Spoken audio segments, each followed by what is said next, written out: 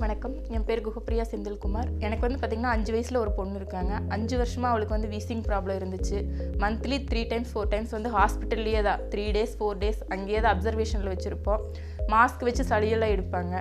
ஆனால் இந்த ஐபல்ஸ் ஜூஸ் சாப்பிடும்போது என்னாச்சுன்னா ஒரு 20 நாள்லேயே அவளுக்கு வந்து சளியெல்லாம் வெளியில் வரக்க ஆரம்பிச்சிது. சளி வெளியே வரும்போது நான் வந்து ரொம்ப பயந்துட்டு கொஞ்ச நாள் வந்து கொடுக்காம வச்சுருந்தேன்.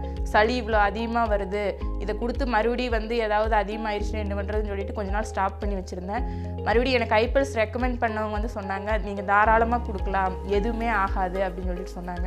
அப்புறம் மறுபடியும் கண்டினியூஸாக கொடுக்கும்போது மறுபடியும் 28 days பார்த்தீங்கன்னா இந்த வீசிங் ப்ராப்ளம் அப்படிங்கிறது வந்து க்யூர் ஆயிடுச்சு. அதுக்கப்புறம் ஹாஸ்பிட்டல் அப்படிங்கிற ஒரு விஷயமே இல்லாமல் ஆயிடுச்சு.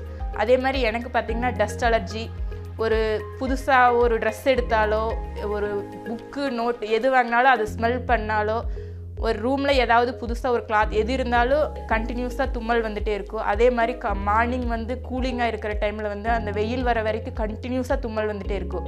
மார்னிங் ஆர் ஈவினிங் 2 டைமே வந்துகிட்டே இருக்கும். அது எவ்வளவோ டேப்லெட்ஸ் எல்லாம் நான் எடுத்திருக்கேன்.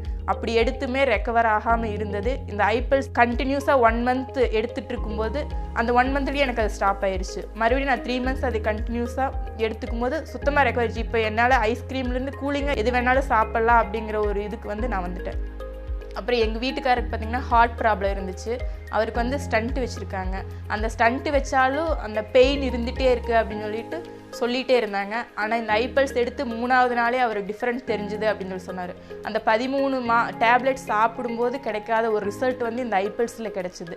எனக்கு இந்த ஐபல்ஸை கொண்டு வந்து கொடுத்த எங்களோட ஃபேமிலி ஃப்ரெண்ட்ஸ்க்கு நான் ரொம்ப நன்றி சொல்லிக்கிறேன். தேங்க்யூ ஐபல்ஸ் அண்ட் தேங்க்யூ indusviva.